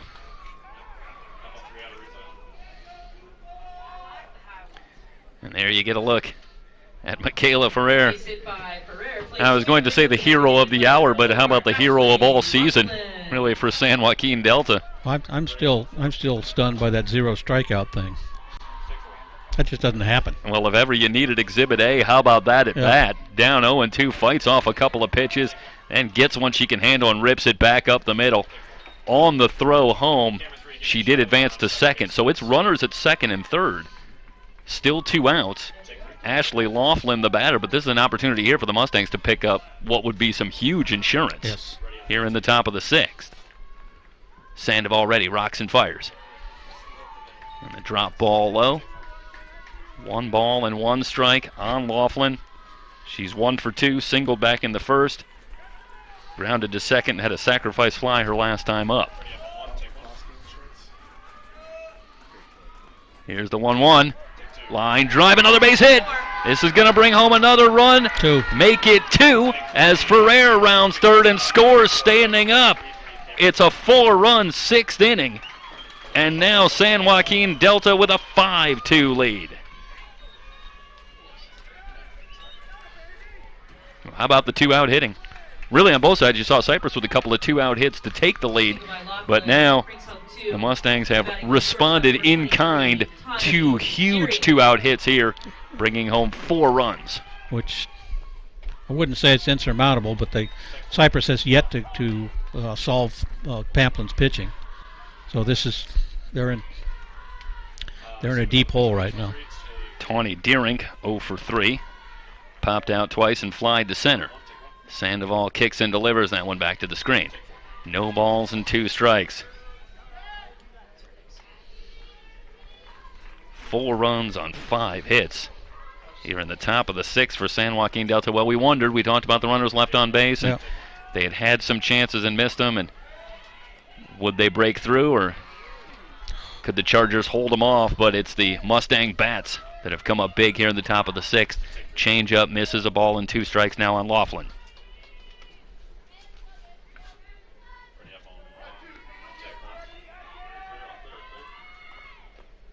Rise ball high.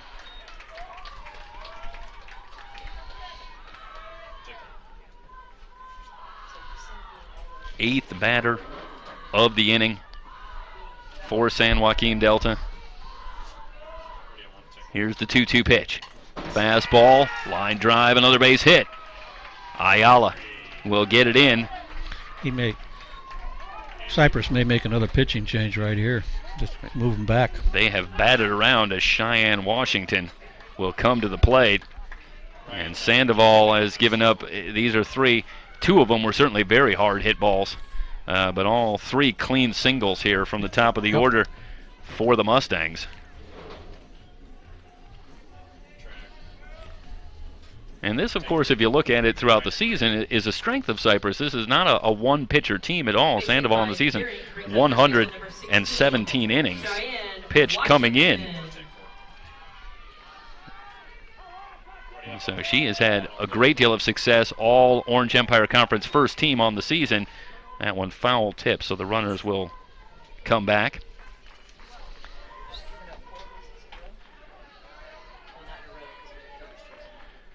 So Laughlin at second, Deering at first. Here's the 0-1 pitch to Washington. Popped up. And this should do it for the top of the 6th. But it's a huge inning as the Mustangs bat around. 4 runs on 6 hits. No errors. 2 left on base. We're heading to the bottom of the 6th. 3C2A Softball Championship Game 1. San Joaquin Delta on top of Cypress 5-2.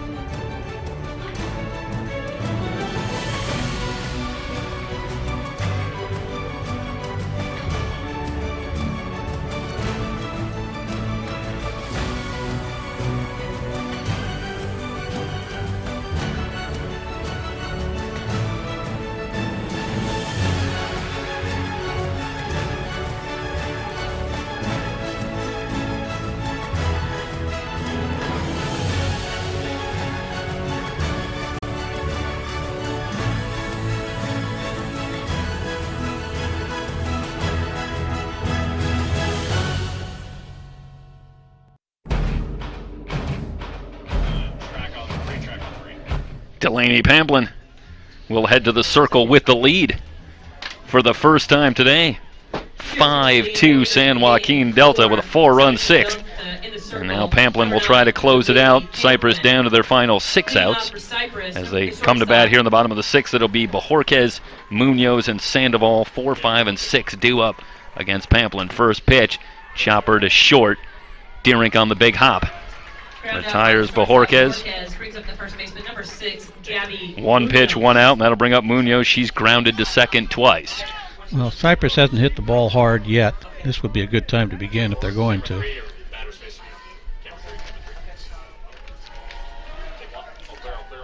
Yeah, Pamplin making her 40th appearance of the season. Off-speed pitch, a beauty on the outside corner. This is her 29th start. And 221 innings pitched, and in that time, just 27 walks. So, not a big surprise, Coach. Pamplin with good stuff and around the plate for the most part, mixing up the speeds and locations. A ball and a strike now on Munoz. Of course, I suppose on the other side of that, you always have to be surprised if somebody is able to limit the Cypress Chargers to 2 runs. Yes. Check swing, and it's foul. A ball and 2 strikes. And those runs were scratched. I mean, those weren't the result of hard hit balls. Yeah, I said that they were two out hits. It was a 2-out single in the first, and then an error with 2 outs, yes, bringing the other run home for the Chargers. But yeah, they haven't broken too many windows out here against Delaney Pamplin so far in this one. 2 balls and 2 strikes on Munoz. Oh, Pamplin's done very well. Good pitch selection, but she's just spotted. She's put it right where she wanted to. Munoz just gets a piece.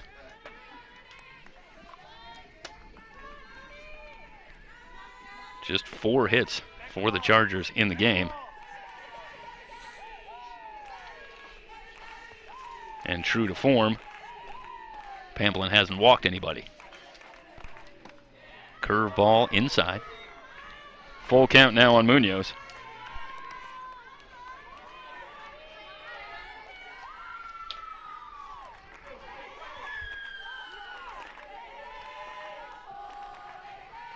Pamplin has the sign. Here's the payoff pitch. Off speed, swung on, and fouled off, just getting a piece. Munoz stays alive.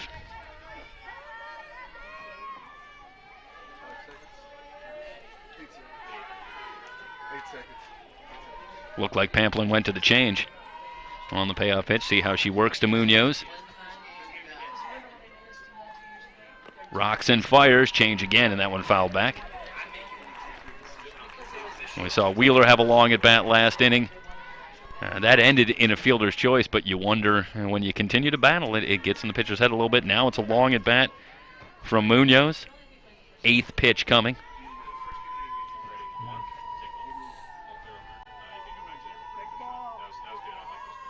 Pamplin ready. Here's the pitch. Chopper to short. Again, Deerink.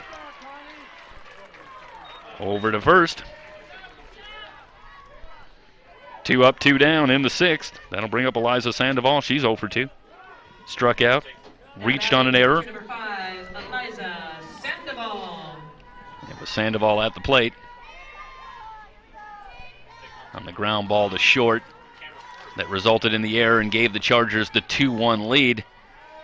Seemed like a play of such huge significance at the time. At the time, potentially, and it absolutely was. Since that point, the Mustangs came back with a big inning in the top of the 6th. A ball and no strikes to count.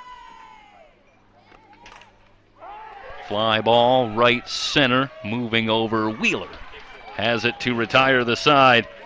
Uneventful bottom of the 6th, and that's just how Delaney Pamplin wants it. We're through 6 complete. 5-2. San Joaquin Delta with the lead. Game 1 of the 3C2A Softball Championship here on SoCalCollegeSports.com.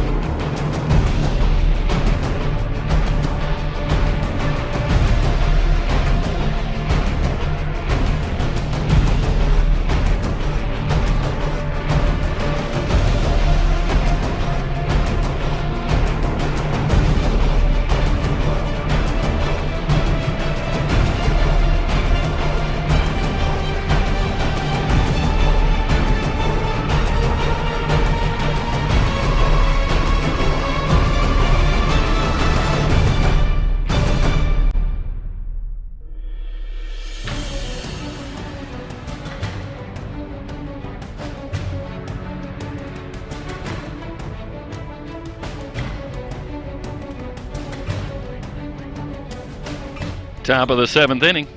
San Joaquin Delta looking to extend on the 3-run lead. And it'll be Shea Trent, Delaney Pamplin, and Janelle Rodriguez due up against Eliza Sandoval. Sandoval working into her 2nd inning. First pitch, a fastball in there for a strike. Trent 0 for 2. Flied to left and grounded out. Did have a walk back in the 1st.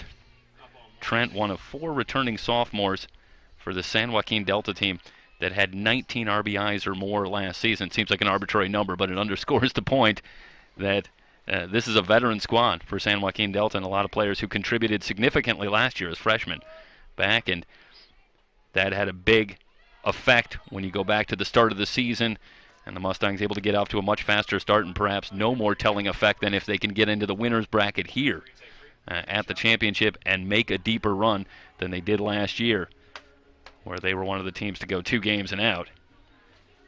But they are on their way here, just 3 outs away from advancing to tomorrow and a game against the winner of our next game, College of San Mateo and Fullerton College.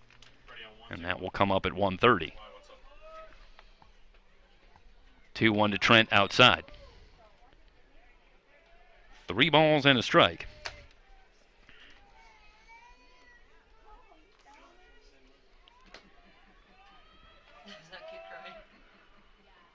Here's the pitch from Sandoval outside.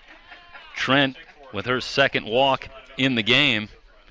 Sandoval continues to struggle, and well, you think about a very talented team here with San Joaquin Delta, but from a coaching's perspective, can anything replace the kind of confidence that you get when you can beat a team at this level with this kind of championship pedigree? And boy, you got to feel like anything's possible at that point. You do for about 5 minutes, and then you got to prove it the next day.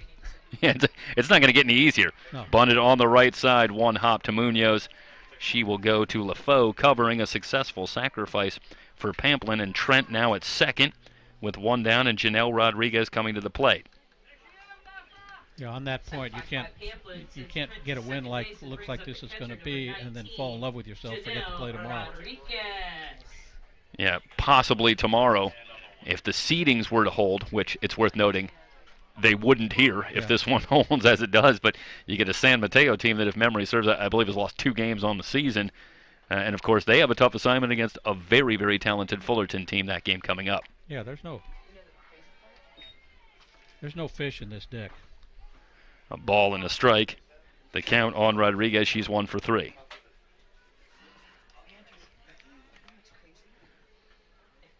Sandoval kicks and delivers, curveball outside, 2 balls and a strike.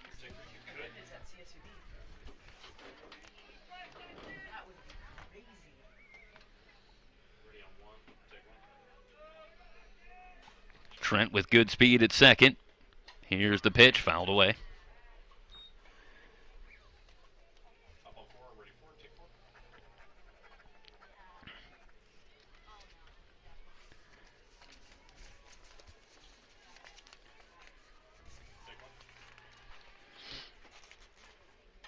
Two-one pitch.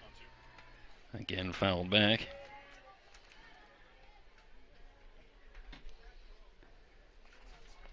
Talked about the run for Cypress to get here. And with San Joaquin Delta that also faced elimination in the Super Regionals, losing Game 1 to Monterey Peninsula back on May 10th. Sky high. Backing up. Bojorquez makes that play look easy, which I assure you it's not. Oh, not in the wind. 2 down. Trent retreats to 2nd. It was a 3-2 win for Monterey Peninsula, but then the next day, San Joaquin Delta able to sweep the doubleheader, 7-3 and 9-3 over Monterey Peninsula to make it here to Bakersfield. So both these teams had their backs against the wall, and perhaps not surprising that it's been a steely effort on both sides here right away.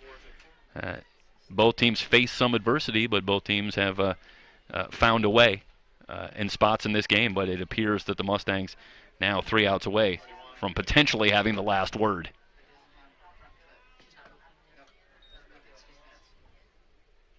You see it, right? Yes. Not on your computer, though. I see it.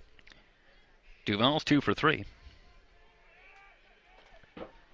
on the day. Lined. Bojorquez makes the catch. Duval hit it hard, but hitting it to Bojorquez is not hitting it in the right spot. No runs, no hits, no errors, one left on base. We head to the bottom of the 7th.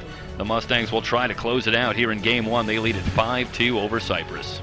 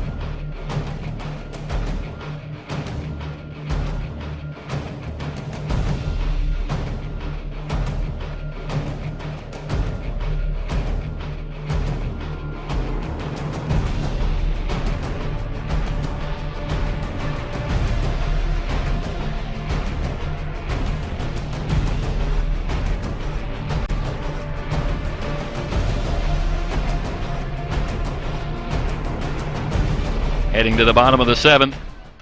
Game 2 today will get started 45 minutes after the conclusion of this first game. First pitch fouled away.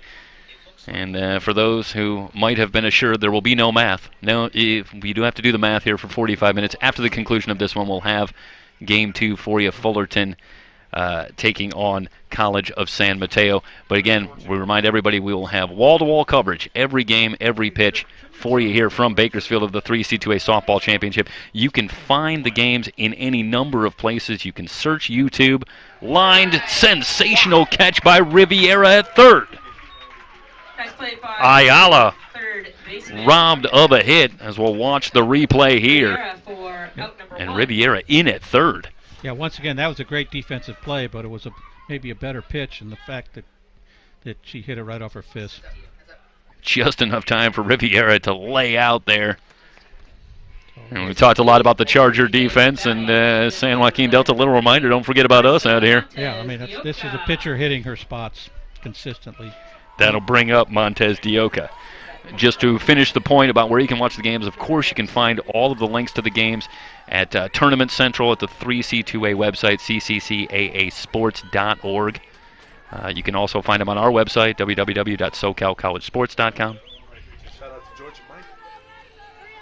And finally, you can search YouTube, SoCal College Sports 1 for our channel, and of course all the games will be there as well. So we hope you can find us and join us for what should be a fantastic weekend of softball here in the 3C2A. The drama just starting here, I assure you. No balls and a strike. Now on Montez Dioca, who's 1 for 2. Pamplin trying to close it out. She's pitched a beauty. 6 1/3. She's allowed 2 runs, only 1 of them earned.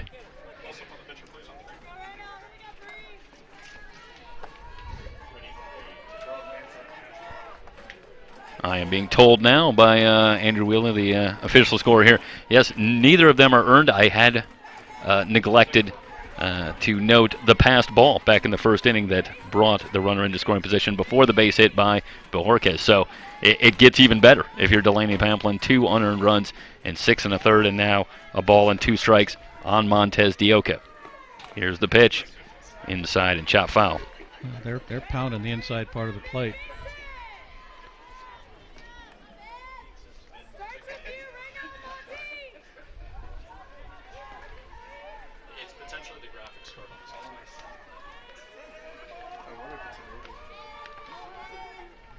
So Montez Dioca ready to go. Pamplin has the sign, kicks and delivers. Soft liner, but it drops in for a base hit. Deerink tried to get up there, but Montez Dioca able to muscle it into left field for a base hit. Second hit of the day for Marissa Montez Dioca. And the Chargers have a base runner with 1 down. Kim McPherson coming to the plate. She's 0 for 1 Had a successful sacrifice her last time up.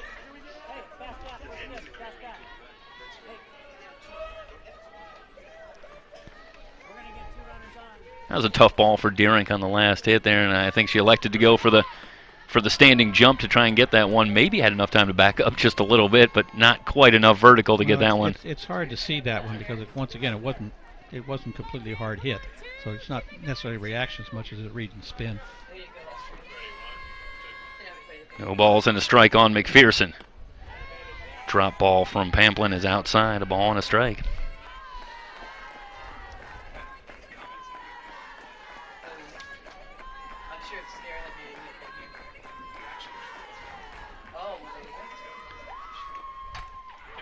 Hard ground ball, a base hit.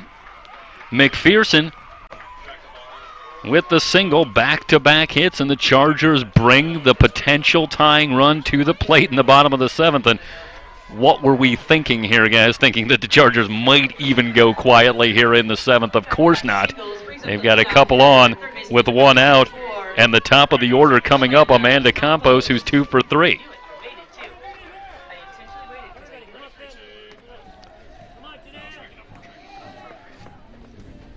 So the teams will conference it up here as the drama builds once again here in the bottom of the 7th in a 5-2 game, but the Chargers have 2 on. Do you ever wonder what they talk about out there in situations like this? I'm wondering. I really want to know. Can I share you my most successful? Is it what they think will happen in the Game of Thrones finale coming up here? No, I told the team, but Baskin Robbins on me if you get us out of the fire. And they did, and I had to pick up a large tab. I'll tell you, if we can get a coach to get mic'd up out there, we would be up for it. Just need to find our volunteer. We would love to take you inside the huddle there. Here is Campos. Shows bunt, but pulls it back and takes the pitch for a strike.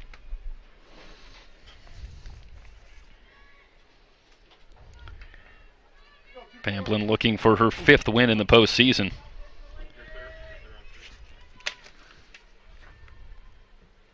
Four and 1, started every game. Slow chopper, and it's off the runner. Yeah. And this will be off of McPherson. She'll be out. Runner's return. And on the play, Montez Dioka will return to second. So how was that one scored? Is that it? All right.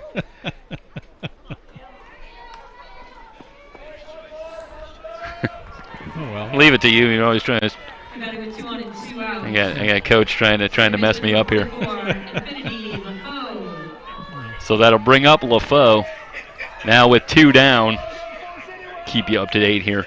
So Campos at first on the fielder's choice. And Montez Dioka returns to second.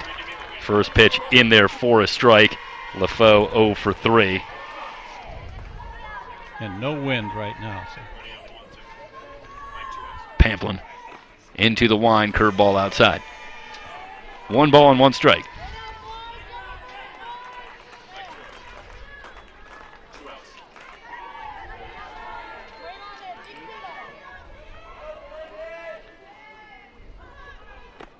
Pamplin rocks and fires into right field. Moving in, it's Wheeler, and she's got it. And the Mustangs, with the 5-2 victory in Game 1, they are on to tomorrow in the winner's bracket here at Bakersfield College. And this seems as good a time as any to mention that we will have coverage as well from the alternate site, all the games on SoCal College Sports here in the 3C2A Softball Championship. Cypress will be back in action from the alternate site tomorrow, and we'll have that game for you against the loser of our game coming up, College of San Mateo and Fullerton. We will have that game for you in roughly 45 minutes. We look forward to having you join us then. Final score in Game 1, San Joaquin Delta 5-2 over Cypress. We'll be back in about 45 minutes with San Mateo and Fullerton on SoCalCollegeSports.com. See you then, everybody.